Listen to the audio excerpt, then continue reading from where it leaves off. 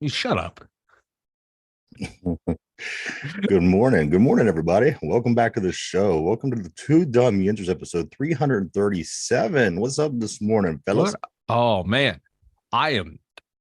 I might fall asleep in the middle of the show. You I've had like 3 cups of coffee today, and I am still tired. This is not good. know, it's always the bummer when you like overdo it on coffee just to survive the show. And then when the show's over and you want to lay down, you're so wired up from your coffee. You ever have that? Yes, yes, And you can't yes. sleep. Uh-huh. I hate that. I hate that, especially like man. I just like tossed and turned all night after I had a good sleep, and then I woke up in the middle of the night, and it's like I just couldn't fall back asleep. It has a lot to do with our buckos, which I'm sure we will get into shortly.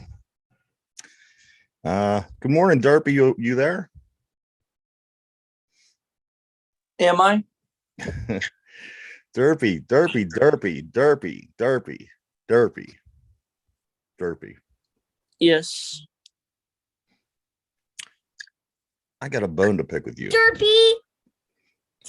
One of our listeners from the show says they saw you in line getting Taylor Swift tickets the other day. Is this true? It's true. It's true. What I don't understand, these people, the price on these tickets that's outstanding. Who loves I don't know what is this? I can't even imagine the best band that I've ever heard paying the kind of money that I would feel I would feel bad if I was Taylor Swift taking this kind of money from people. Oh, I wouldn't. I'd be like, give me your money. See, But like you're saying, though, paying that amount, like, I don't know. If I could see the original lineup of Alice in Chains before Lane died, I would pay that money. I would pay Let's for like get nobody. in. Yeah, let's like have a seance, bring him back to life for a one-time only concert, and then I'll pay the $1,200, Maybe if somebody $2,000 seanced back to life, I would do it. Yeah, but I couldn't justify spending that money. But if I had the money, I'm like, yeah, I'm gonna spend it. I'm gonna go. But that's insane, man. Well, Derpy got the good tickets from what I hear. Yeah. The Did guy, you get the front row T the Swift? guy behind him was on top of him because he recognized his voice from the show. Mm-hmm. And apparently he was behind him for hours. They were in this line for hours. It went down past the ballparks. And How much did you throw down on those tickets, Derp?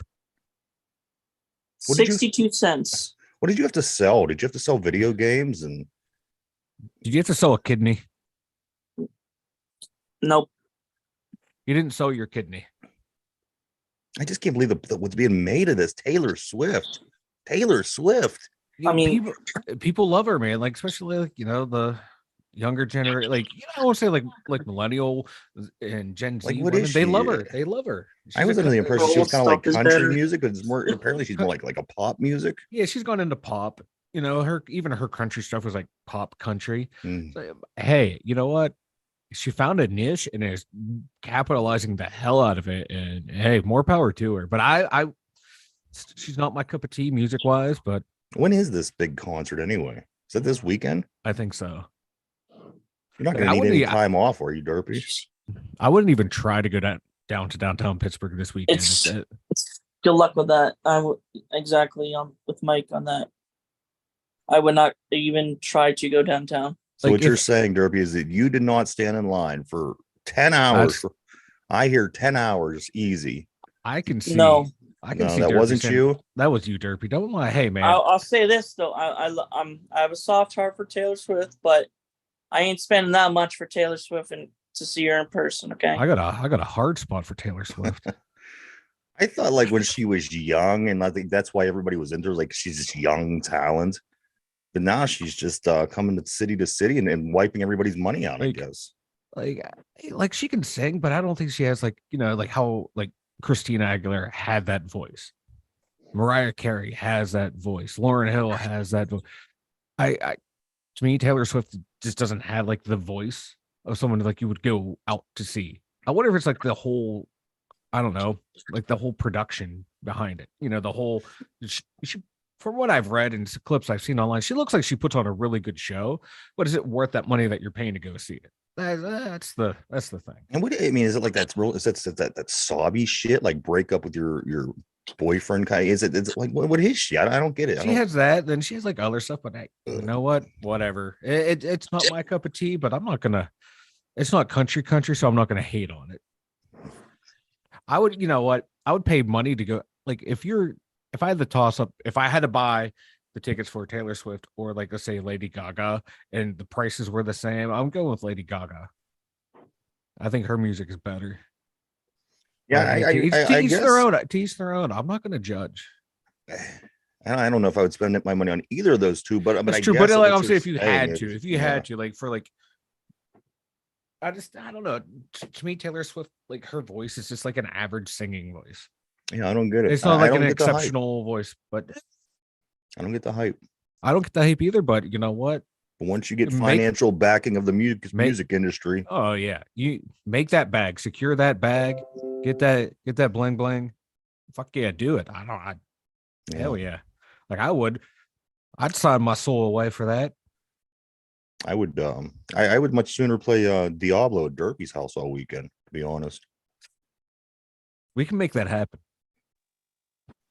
That's more likely to happen than the three of us going to a Taylor Swift concert. The A's finally lose. They finally lose to the Tampa Bay Rays, guys. The A's finally lose 6-3. But they have one more. They have one more game in the series. So let's go Oakland, baby. There's your World Series tickets right there, baby. You know what? Right now, they might be my new favorite baseball team. I know one that's my least favorite baseball team right around now. Or at least my least favorite baseball coach. Derpy texted me last night, rubbing it in, or whatever the hell that was that he would call that. I don't know what it was. It was when we were down, and he had to rub it in that I don't know. He's making trade proposals to me and everything else. He wants me to give him like our guys and shit. And I told him, I said, Derpy. He says, this is what you need. I said, Derpy, what we need is somebody to grab Derek Shelton by his stupid face and shake his head until his brain is in working condition again. Oh my God. This is what I'm telling Derpy. And you know, the thing was the game started beautifully. Andrew McCutchen comes in. I think it was the fourth pitch of the game. Knocks one out of the park. Big Stacks gets on base. Next batter, Carlos Santana, knocks one out of the park. The game was 5-1. I thought there's no way we can lose this. So I thought the only way we could lose this is if the new guy, Osvaldo Bido, would come in and screw things up. But you know what? He was killing. He was mowing through the Chicago Cubs. He was. He threw for only 4 innings, and I'm going to get into that in a second. Oh, yeah. He gave up 4 hits, 1 earned run. He had 3 walks, and he had 6 Ks. He was holding his own. The guy had junk. You see the movement on his ball? He was he struck out 6 guys out of the first 12 that he faced. Mm-hmm. And I say to myself, we're in good shape. We got 5 runs. This guy is tearing up. So after 4 innings, this genius, Coach Shelton, the most clueless manager in baseball. He just looks clueless. I hate when they just look clueless. Yep. I mean, you watch these good coaches, these Terry Franconas, the Joe Torres, the Tony, they never look clueless. They didn't look like they want to be there half of the time, but they didn't look clueless. That's true. So what he does, he brings in a struggling, and I mean, when I say struggling, I mean a struggling Contreras, who was yanked from the rotation because he was playing so bad. He comes in 1 1/3 of an inning pitched, gives up 5 earned runs. There it goes. It goes from 5-1 to 6-5 because of Contreras. Yep. So now his confidence is shot. His has been shot for a while, and this His just makes it even worse. Skyrockets. He comes in, gives up 5 runs and 1 1/3 on 3 hits, no less. 2 walks. It was a nightmare. And then, you really felt defeated after this because we had this game. You're scoreboard watching, of course, because, this is what you do when you're in first place. The Brewers are losing. The Reds are gaining on you. They're winning. You're like, we got this. We're 5-1. Yeah. Just hang on. Hang on. That's all you got to do is hang on. Can't even do that. And Coach Idiot, he overcoached the shit out of this move. I can tell you that. The things that you want him to make an action, to be proactive on, he's not. And the things that he shouldn't be, he is. Yeah, this is what this guy's a dope. Where did he come from anyway? Where did this guy come from? Anybody, Mike? I can't remember where we got Derek Shelton from. Which team he fucking destroyed along his way. If Google wants to work for me, that would be awesome. I got to tell you about this Osvaldo. He was impressive. I mean, when you're talking about these spot starting pitchers, you put about Luis Ortiz, who started the other day. Now I'm thinking that this guy, he's still not ready yet. But this Osvaldo, granted, it was only 4 innings I seen him pitch, but he looked way more prepared than Luis Ortiz. Let's see. This guy was, Shelton was the hitting coach for the Indians from 2005 to 2009. Derpy. The Rays from 2010 to 2016. Derpy. Quality control coach for the Blue Jays. Did you say the A's? Tampa Bay Rays. Rays. In 2017, he was the quality control coach for the Blue Jays and the bench coach for the Twins from 2018 through 2019. Yeah, so this is like his very first. Guys cleaning up splooge stains in the bathroom. Hire him to be the Pirates coach. Let's go. Get him out there. You guys did. 3 years, his winning percentage, 317, 377, 383 as the Buccos managers. You hired him. Shut up, Derpy. But he came through Cleveland, so therefore he's your fault. No, he was actually, what was he again on Cleveland? I just closed it out. He was like he was just some sort of coach. He was the pitching coach guy. Hitting coach or quality control coach. Control, this guy. Quality control. He was a bench put him coach. as our head coach in the majors. Why not? Quality control. I don't get it. It's this guy, like this move that from the bullpen last night. Didn't he do this like last week as well? He brought in a struggling reliever who we knew had problems. We had a nice lead and then we blew it. Yeah. This is like, this guy does not know what he is doing. Some of the lineups that he puts out there, they're head scratchers. It's like Clint Hurdle 2.0. Yeah. I liked Hurdle better than this guy, to be honest with you. Yeah, at least Hurdle, he got us to the playoffs, but Shelton loses this game. No two ways about it. Yeah, he did. I see putting a struggling guy in when you're up 4 runs, maybe to get a little work. But when you're losing the lead, that you're up by 4, you lost the lead. Come on, you fucked up. Yeah, but it's in the 6th inning we brought in Bronte. No. Like bring him in the 8th, 9th inning, like game out of control. You think, okay, there's no way they're going to come back. There was too much time left. It was like almost half the game remaining. The guy shouldn't have been yanked after 4 innings. This guy, this is insane. Yeah, he was pitching well too. He had 6 strikeouts. He threw 4 innings, 3, 6, 9, 12. That's half the batters he faced at his debut. Yeah, let's see. Yeah, he had half of them. 4 hits, 1 run. It was earned. 3 walks, 6 Ks. Not bad. 91 pitches, 57 strikes. P on the board says ERA. because great. Cleveland is known as such a quality organization, hiring him ain't on Cleveland. Yeah. I'm trying to blame everything going wrong in my life, in my sports team's life, wrong on Cleveland. Well, that usually works, and I totally agree with you. Let's see a couple more things. So the Pirates lose this game 10-6. They were up 5-1. Pirates dropped to 34 and 32. The Cubbies are up to 30 and 37. Now they're 4.5 games out of first. In the division, we are still in first, luckily by 1 game. But get this: the Cincinnati Reds are 1.5 games out. They're a half game behind Cincinnati or behind Milwaukee. Jeez. This is Pirates, Brewers 1 game out, Reds a game and a half. The Cubs are even only 4.5 games out now.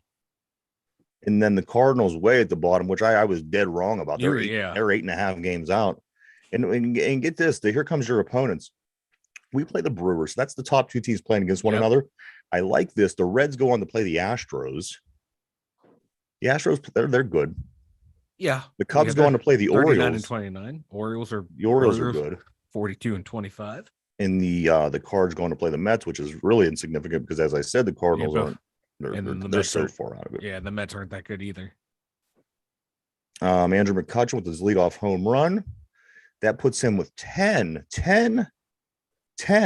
leadoff home runs as a Pirate, which puts him in second place behind Barry Bonds, who has 20. Barry Bonds had 20 leadoff home runs. Mm-hmm.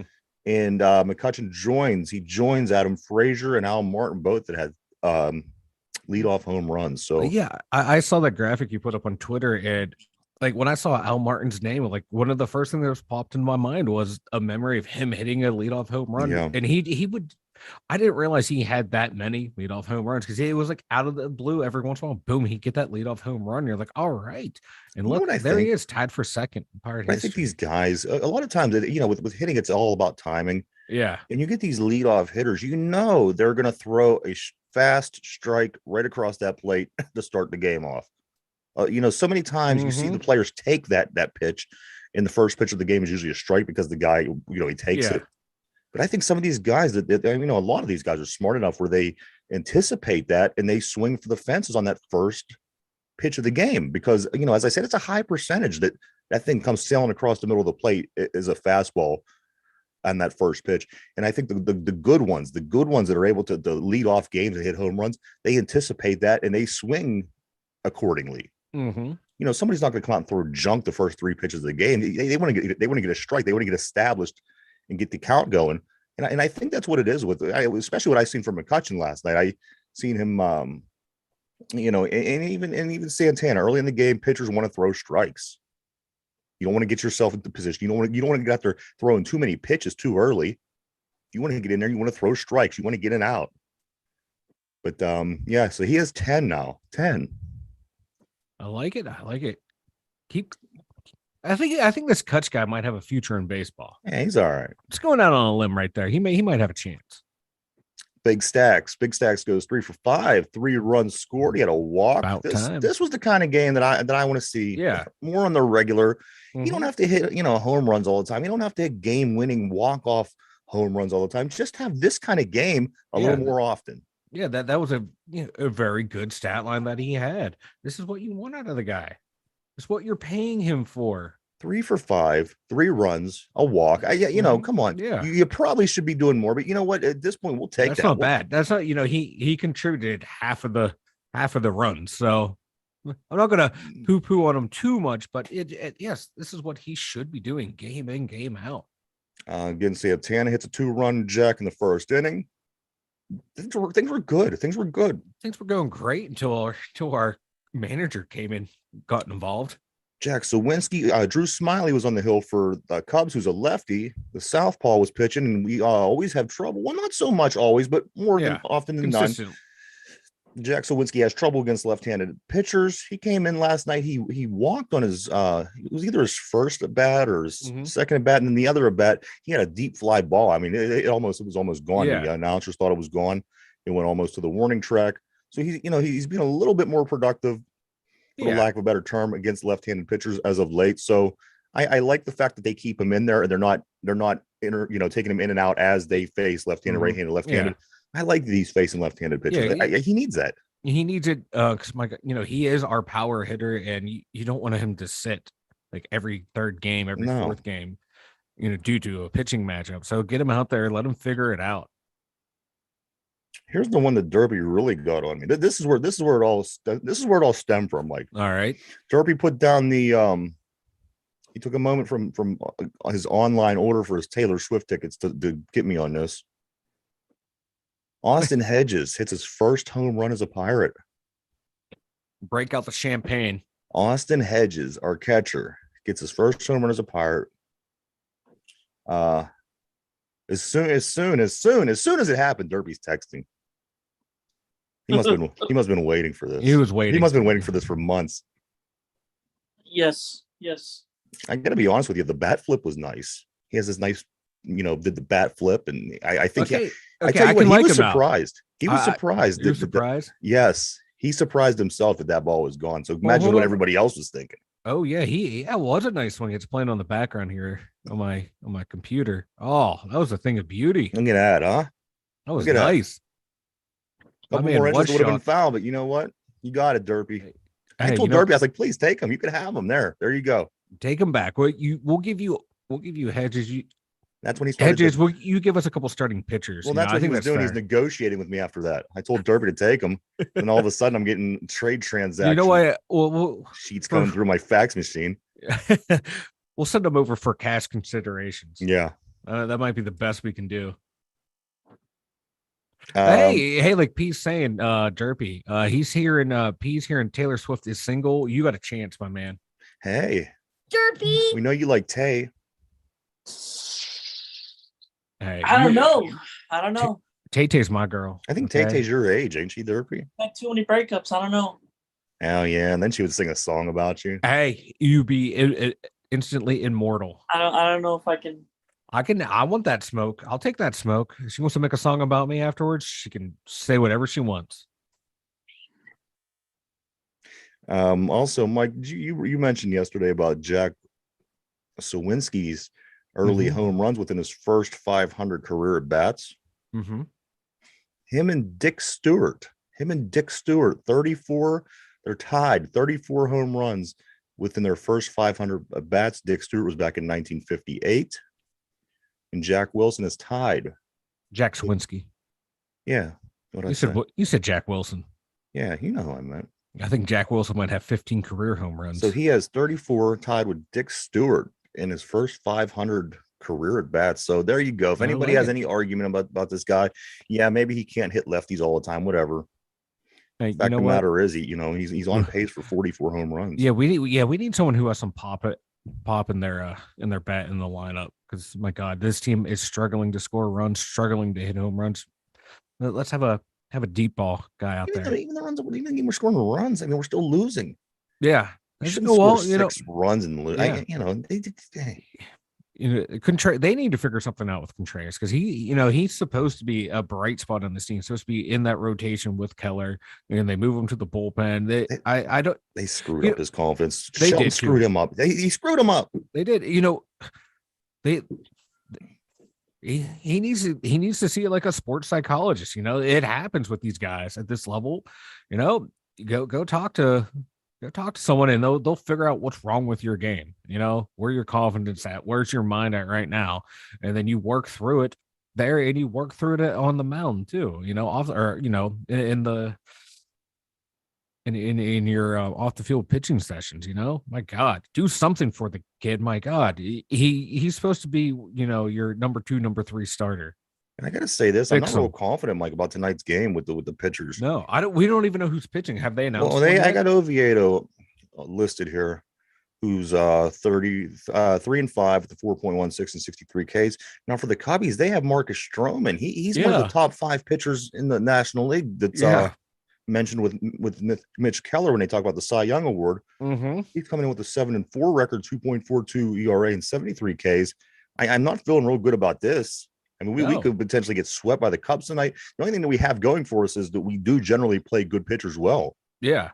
And like you said, Stroman's on a roll. I think he's 5-0 in his last 5 starts or something. That's like what I'm that. saying. I kind of like our chances in that sense, because he's due for a loss. He's due for a loss. We generally hit the better pitchers well. Yeah. But I wouldn't put money on it. No. I would not put money on it. But this is game 3 tonight at 8:05 to wrap up the series.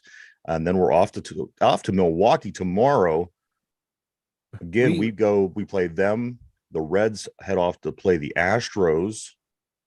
Cubs face the Orioles. So it could get real interesting. I say this every week, and then a week later, it's usually in the same exact position that it was when I say that.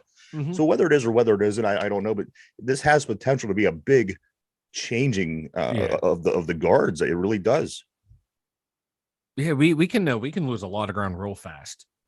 Especially like if we lose tonight, Baltimore, or Milwaukee wins, and then we go up to Milwaukee and get swept. That's going to be a huge hole for this team to dig out of. Yeah, it's still quasi early, but this NL Central, man, it's hard to gain ground, and if you lose ground, it's hard to catch back up. I was going to briefly talk about this yesterday or today. You know what? I went against it. I said, you know what? We're not talking about this. Because what I think it is, I think that it's getting blown out of proportion, to be honest with you. And the people that are the sources are total jackasses anyway. But this whole, what's his name? Matt Canada. All this Matt Canada scoop that's been coming up, where they're making him sound like he's totally clueless to what's going on. And Well, what they're gonna more or less run like the same run first offense. Well, is that what they're talking? That's what I'm saying. Yeah, because nobody's being really clear. is. Here's the thing, because one of your boys over there at the station, he's, he tries to get stories and make it out of nothing. And when I looked into what he was doing and looked at what was going on, it was barely nothing. Okay, yes, we're working for a stronger running game. Who doesn't work for a stronger running game? That's a part of a football team. It's a passing league, though. It's a passing league. We're still trying to play ball like it's the 70s. You have to be able to run the ball. You have to. If you can't run the ball, then you have can't to pass run the it ball effectively. But if you can't put up 30 points a game with a quick strike passing offense, you're not going to go far. Listen, only 3 teams have gone far in this league in the past 5 years. You got to go with what works for you. You have to figure out something that works for you. You have to be good at what you're good at and do it well and beat teams. You got to be able to put up points, and running the ball is not going to put up a lot of points. Like look at Tennessee. Or have a really good defense. Tennessee built around Derek Henry, and they don't have. They didn't go where. They don't have anything. Tennessee has nothing. Tennessee has nothing. Their Tennessee Titans have nothing. Their quarterback was better than our quarterback now. I don't think so. Tannehill, who was their quarterback? Ryan Tannehill? Was he ever up for a Heisman? I don't recall. I don't remember. I don't know, but he's done pretty well in the pros compared to our guy. Our guy's been in there for 7 games. My good, hey, I'm just saying. Good assumption. That's hey, great, I'm man. just saying. Got to call your boy over there at the station. Maybe you could have an intelligent conversation with him. Maybe find someone who's like, the Kenny Pickett worshiper. They can talk about Kenny Pickett rationally. People don't talk. They're not worship. How stupid. That's a stupid thing to say. Oh, people in this town like Kenny Pickett walks on water. That's dumb. That's man. This for guy somebody who's college who had a professor accused of sexual acts with an animal in the PA State Forest over the past couple of days. You're talking awfully strong about this Pitt guy. Hey, love is love, man. It's interspecies erotica. Weird ass, goofy ass, perverted ass. I don't know what college has to do with pro quarterbacks, but hey, what's that? I don't know what college has to do with pro quarterbacks. I do. It means there's a bunch of fucking perverts over there. Hey, they don't call it Creepy Valley for nothing, baby. That's right. But anyway, this really is irrelevant to the point because I think one or two things is going on. I think either idiot from over at the station is again trying to word things to get people fired up and to give him attention, which I think the more and more I listen to this guy and read about him, he deserves less. Or 2, I think these people are candy coating with the media. And I think that, if everybody thinks that we're going to continue to try to be a strong run team, and I tend to think that these guys are smarter than that. I really do. I think they're going to be stellar football because that's what the owner wants. He wants to be able to run the ball and just run the ball. And I tell you what, though, that Steeler football won more Super Bowls than anybody else. So I don't know. Tom Brady has 7 and he's flung the ball around pretty well. As a team, no, Mike, come on. That New England team has what?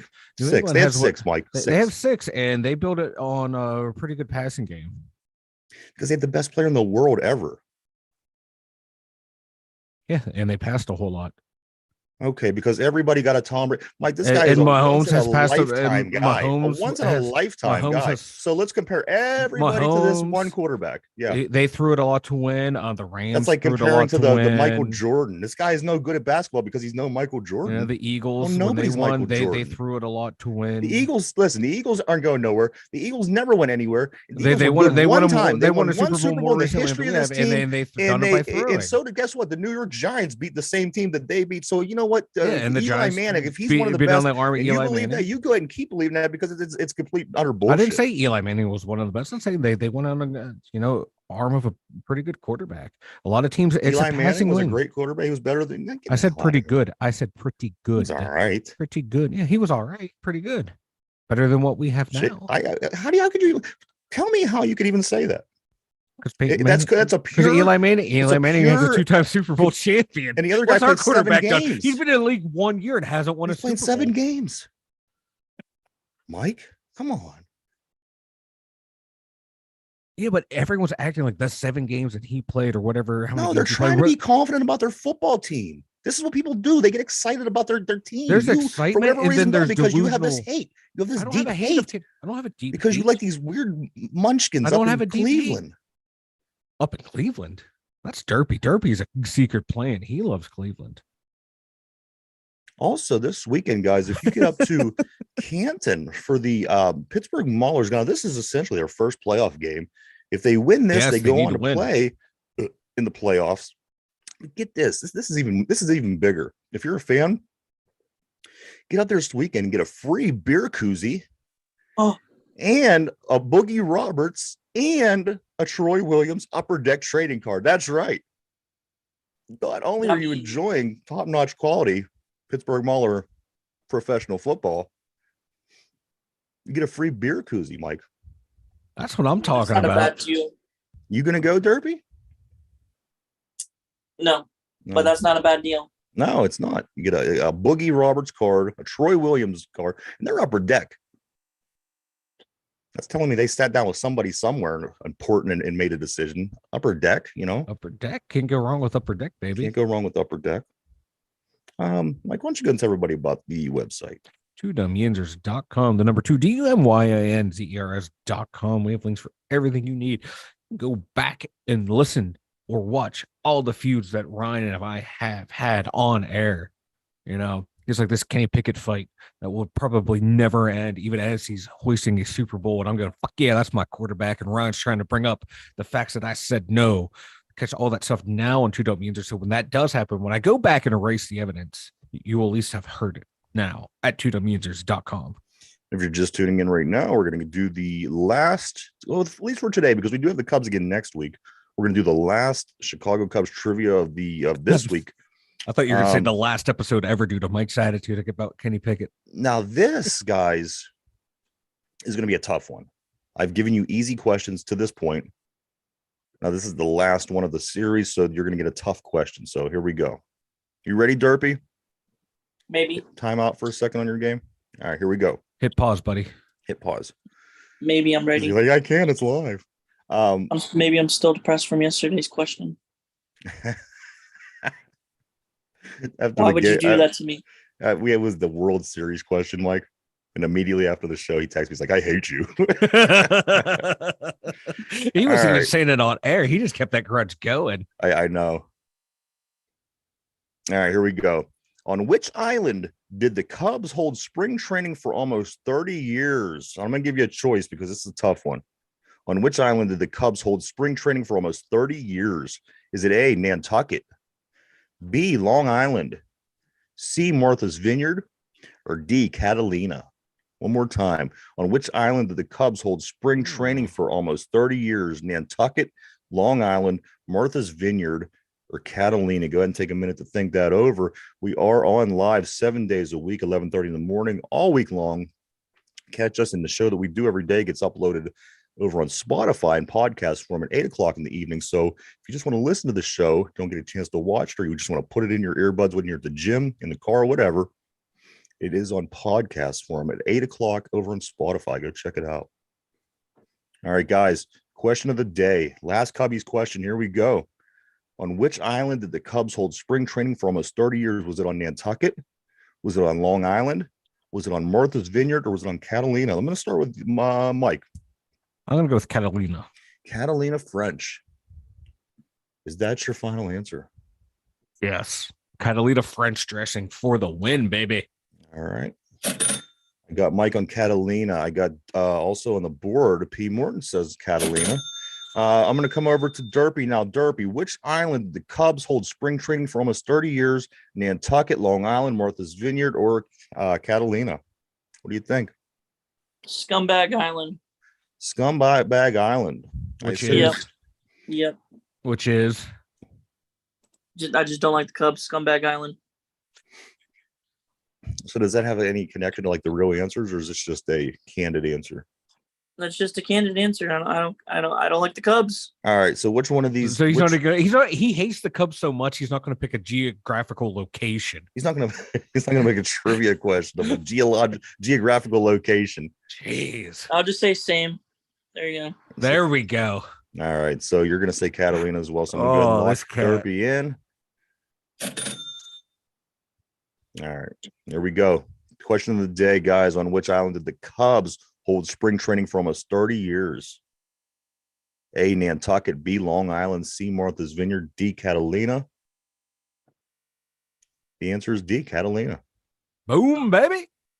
So somehow either everybody knew this obscure question or It's they the were, it's the only one that made sense geographically because spring training's either in Arizona or Florida. yeah, but do you think yeah.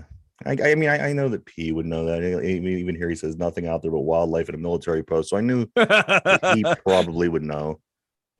But yeah, there you go, everybody. Catalina, that is the answer. Mike, you got anything before we take off for today? Oh, T Swift, call me. There you go.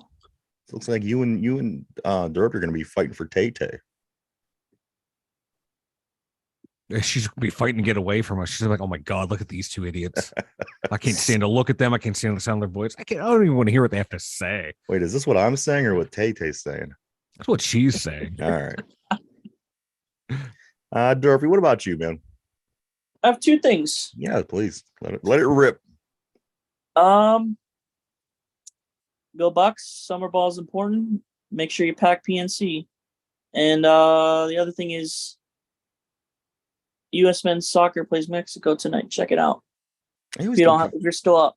I get confused with Derpy sometimes because he'll say something, then he'll put an and in there, and I never know if that's like both of the things he's gonna say. Then there's that weird pause, and then he says something else. He said, "Go Bucks and Phil PNC." Ugh. All right. Anyway, and then the Mexicans. Yeah. USA. Really? What about USA Mexicans? Mexico game tonight? Yeah. Okay. If you're up. I do got to say this. Only 87. Give me a quick 87. I'm going to start off, guys. 87 days till kickoff. I'll go Mark Bruner. Anybody else think of an 87 before we go? Mark Bruner is the only one, baby. Mark Bruner. Anybody think of any 87s? Any 87s?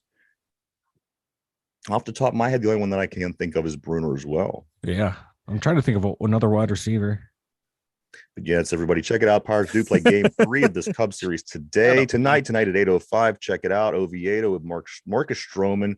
I'm not real sure what to expect out of this game, but nonetheless, it is game 3 of this series. They go off to play Milwaukee tomorrow in a huge series for first place, series for first place. Check that out.